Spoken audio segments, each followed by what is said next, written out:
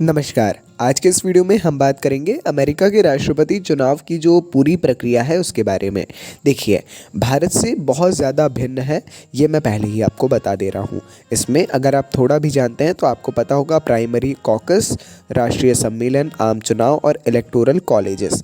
ये कॉलेज है ना, ये जो है एक चीज़, ये एक बहुत इम्पॉर्टेंट चीज़ है और आप समझेंगे कि ये किस प्रकार भारत से बहुत ज़्यादा अलग है ना। और मैं लास्टली आपको यही बोलूँगा कि थोड़ा सा कौन सा ज़्यादा सही है आपके अनुसार, वो ज़रूर एक मन में बनाइएगा। चलिए, सबसे पहले हम एक बहुत आवश्यक बात को जानते हैं, वो है अमेरिका में, यूएसए में राष्ट्रपति पद के उम्मीदवारों के लिए संवैधानिक आवश्यकताएं क्या हैं।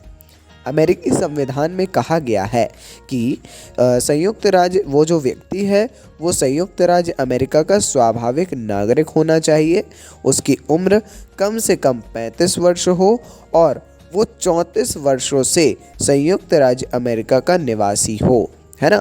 बीते 34 वर्षों से वो संयुक्त राज्य अमेरिका का एक निवासी हो, वो नागरिक भी यूएसए का हो और कम से कम 35 वर्ष उसकी आयु होना चाहिए। ये बहुत ज़्यादा नेसेसरी चीज़ें हैं जिनके बारे में जो है आप सभी को जानकारी होना चाहिए। ठीक है जी, चलिए अपन देखते हैं अगला जो हमारा चरण है, चरण 1 के बारे में। ये है हमारा प्राइमरी और कॉकस। देखिए ऐसे बहुत से लोग हैं जो राष्ट्रपति बनना चाहते हैं, मगर ये आप जानते हैं अमेरिका में डुअल पार्टी सिस्टम चलता है ना। ये जो डुअल पार्टी सिस्टम है, इसके अंतर्गत समान विचार वाले लोग एक ही राजनीतिक दल से संबंधित होना चाहिए। ठीक है, तो यहीं पर जो है प्राइमरी और कॉकस इसकी भूमिका आती है। प्रत्येक राजनीतिक दल के उम्मीदवार अपने पार्टी सदस्यों का पक्ष जीतने के लिए पूरे देश में प्रचार करते हैं। मतलब चुनाव के पहले एक चुनाव होता है पार्टी स्तर पर, है ना। तो जब पार्टी स्तर पर चुनाव होता है, ये किसके माध्यम से होता है? प्राइमरी और कॉकस के माध्यम से। ठीक है, तो ये बहुत ज़्यादा सोचने वाली बात है। एक तो ये दोनों शब्द अपने आप में ही ऐसे हैं कि हमने इसके बारे में नहीं सुना है ज़्यादा, है ना। तो चलिए जान लेते हैं इन दोनों के ही बारे में। कॉकस जो है, पार्टी के सदस्य चर्चाओं और वोटों की एक श्रृंखला के माध्यम से सर्वश्रेष्ठ उम्मीदवार का चयन करते हैं। तो ये जो कॉकस है, ये विभिन्न चरणों में, अलग अलग चरणों में, अलग अलग राज्यों में विशेष एक ऐसी चर्चा, है ना, एक चर्चा होती है जिसमें वोटों और चर्चाओं के माध्यम से सर्वश्रेष्ठ उम्मीदवार का चयन होता है। और इसी प्रकार जो प्राइमरी है, ये पार्टी के सदस्य सर्वश्रेष्ठ उम्मीदवार के लिए सीधे मतदान करते हैं, चर्चा कोई भी नहीं, है ना। तो ये एक बहुत ज़रूरी जानकारी है।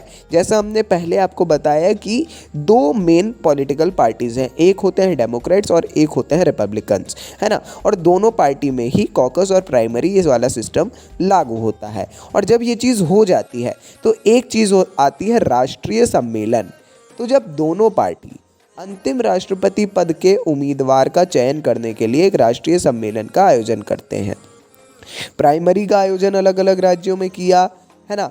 मतलब सबसे एक एक कैंडिडेट आ गया, कॉकस से एक एक कैंडिडेट आ गया। अब वो सब आ जाते हैं राष्ट्रीय सम्मेलन में, जो राष्ट्रीय स्तर पर आयोजित होता है दोनों पार्टीज़ में। तो यहाँ पर लोगों का प्रतिनिधित्व करने के लिए चुने गए प्राइमरी और कॉकस के जो राज्य प्रतिनिधि हैं, अब अपने पसंदीदा उम्मीदवारों का समर्थन करेंगे, है ना। जो राज्य के प्रतिनिधि हैं वो अपने पसंदीदा उम्मीदवारों का समर्थन करते हैं और सम्मेलनों के अंत में प्रत्येक पार्टी से अंतिम राष्ट्रपति पद के उम्मीदवार का चयन होता है और उसकी घोषणा की जाती है। साथ में एक इम्पॉर्टेंट फैक्ट है, राष्ट्रपति पद का जो उम्मीदवार है वो एक रनिंग मेट मतलब जो उनके साथ में कार्य करे, है ना, जो चुनाव के बाद में, जीत के बाद में उपराष्ट्रपति बने, उसका चयन करते हैं और उसकी भी घोषणा करते हैं। तो ये तो राष्ट्रपति पद के लिए जो उम्मीदवार हैं वो अपने रनिंग मेट का चयन स्वयं ही करते हैं। आइए जान लेते हैं आम चुनावों की। आम चुनाव मतलब प्रत्येक 4 वर्षों में देश भर में हर राज्य में लोग एक राष्ट्रपति और एक उपराष्ट्रपति के लिए वोट करते हैं। आमतौर पर ये चुनाव नवंबर में होते हैं, है ना। और बहुत ही ज़्यादा सिंपल बात है कि जो भी सबसे अधिक निर्वाचक मत प्राप्त करने वाला राष्ट्रपति पद का उम्मीदवार होता है वो संयुक्त राज्य अमेरिका का राष्ट्रपति बन जाता है ना। ये जैसे हाल ही में कौन बन गए हैं, डोनाल्ड ट्रंप बन गए हैं 47वें राष्ट्रपति। ठीक है, तो ये चीज़ जो दर्शा रहा है, ये पूरा आम चुनाव जो बहुत सिंपल चीज़ है उसको दर्शा रहा है। ठीक है ना। मगर अभी भी चीज़ें ख़त्म नहीं हुई हैं। अब जो है एक और हमारा एक विशेष टॉपिक है जो है इलेक्टोरल कॉलेज का। आखिर इलेक्टोरल कॉलेज एक कौन सी चीज़ है और ऐसा क्या होता है इलेक्टोरल कॉलेज में। ठीक है, इसके ये कोई शैक्षणिक संस्थान की बात नहीं हो रही है ना। तो आइए जान लेते हैं, अच्छे तरीके से समझ लेते हैं हम इलेक्टोरल कॉलेज के बारे में। एक्चुअल में इलेक्टोरल कॉलेज एक ऐसी प्रक्रिया है जिसमें प्रत्येक राज्य के निर्वाचक या प्रतिनिधि राज्य की जनसंख्या के अनुपात में अपना वोट डालते हैं। ठीक है, राज्य की जनसंख्या जो है इसके अनुपात में अपना वोट डाला जाता है और निर्धारित करते हैं कि राष्ट्रपति कौन होगा। ठीक है, फिर से समझ लीजिए, निर्वाचक या जो प्रतिनिधि हैं ये राज्य की जनसंख्या के अनुपात के अनुसार जो है, जो रेशियो है उसके अनुसार अपना वोट डाल के चुनते हैं कि राष्ट्रपति कौन होगा। प्रत्येक राज्य को कांग्रेस मतलब नो पॉलिटिकल पार्टी हियर, सम्मेलन, इसमें अपने प्रतिनिधित्व के आधार पर एक निश्चित संख्या में निर्वाचक मिलते हैं। प्रत्येक राज्य की नीति के अनुसार 538 निर्वाचक चुने जाते हैं। ठीक है, 538 निर्वाचक चुन लिए जाते हैं और जो टोटल है कुल संख्या, है ना। और आम चुनाव के बाद प्रत्येक मतदाता एक वोट डालता है आम चुनाव के बाद, और जिस उम्मीदवार के आधे से अधिक मतलब करीब 270 वोट मिल जाते हैं वो जीत जाता है। जैसे अभी जो है ट्रंप ने जीत हासिल की है 276 वोट्स के साथ में। तो ये है हमारा पूरा अमेरिकी चुनाव की प्रक्रिया। बहुत अंतर है, बहुत ज़्यादा भिन्न है ना। थोड़ा सा कॉम्प्लिकेटेड भी लग सकता है आपको, मगर मैं सजेस्ट करूँगा कि जहाँ जो चीज़ नहीं समझ में आई है, ठीक है, उसको आप एक बार और सुन लीजिए और जो भी स्क्रीन है आपकी मोबाइल या लैपटॉप टैब जो भी है उसकी स्क्रीन पर एक बार उसको पढ़ लीजिए तो आपको बहुत अच्छे से समझ में आ जाएगा, है ना।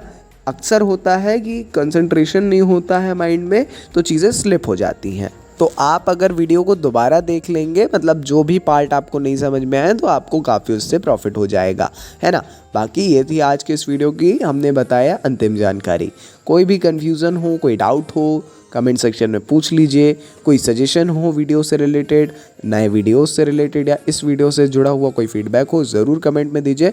मिलता है अगले वीडियो में। नमस्कार। Dynamic impulsion.